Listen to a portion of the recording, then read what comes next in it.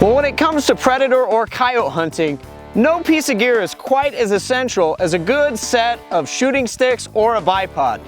Now today we're going to take a look at the Swagger bipod. We're going to show you some of the unique features of this individual design, and we're going to show you how to get the most out of it when your coyote or predator hunt is on the line. Well, as you can see, one of the most unique features about the Swagger bipod is that the bipod actually attaches to the fore end of the rifle via a sling swivel stud. And of course, Swagger is going to provide you with an adapter so that you can do that. If you do happen to do that on an AR-15 style rifle, they've got M-LOK adapters as well for that. Now, as you can see, also the legs on the bipod actually tuck down into the fore end piece. And when you want to go to deploy them, say you get to your set for a coyote hunt, you actually just pull forward, pull out, and then they're going to lock into place. Now, as you can see, they've got a string retention system, so the legs aren't going to go anywhere. And then you've got these crazy legs, as they're called by Swagger, which are actually going to give you a little bit of range of motion in the field.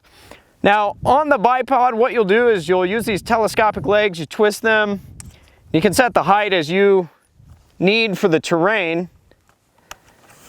And then that's going to allow you to be able to set up in whatever shooting position you want to. Now, one of the key things to remember about the Swagger bipod, a lot of times in photos and video, it actually looks kind of big and bulky. Trust me, I've hunted with it in the field in Nebraska. It's anything but big or bulky. In fact, the one I've got here, we put it on the scale, weighed in right around 21 ounces. So really not too heavy at all, especially when you consider what other bipods on the market are going to weigh.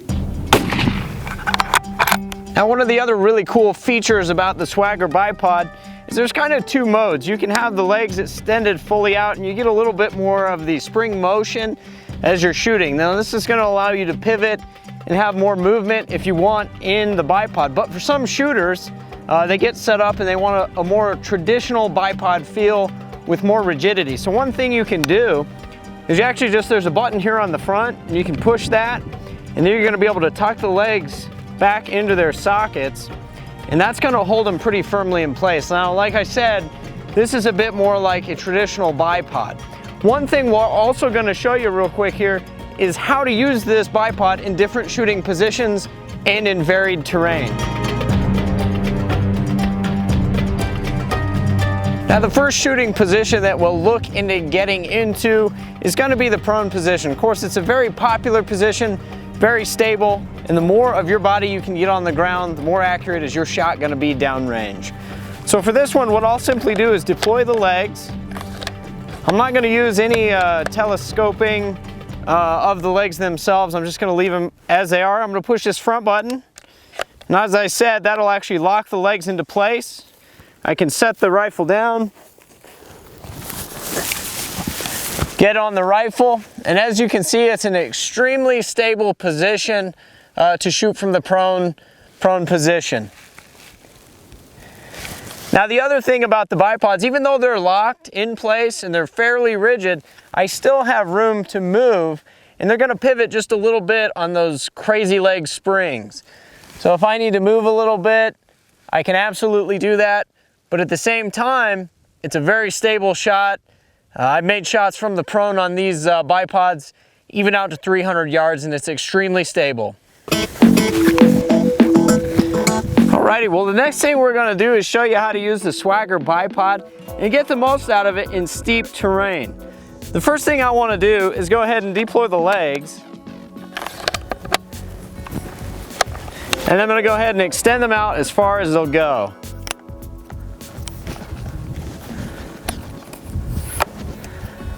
Now, of course, this takes just a fraction of a second to do.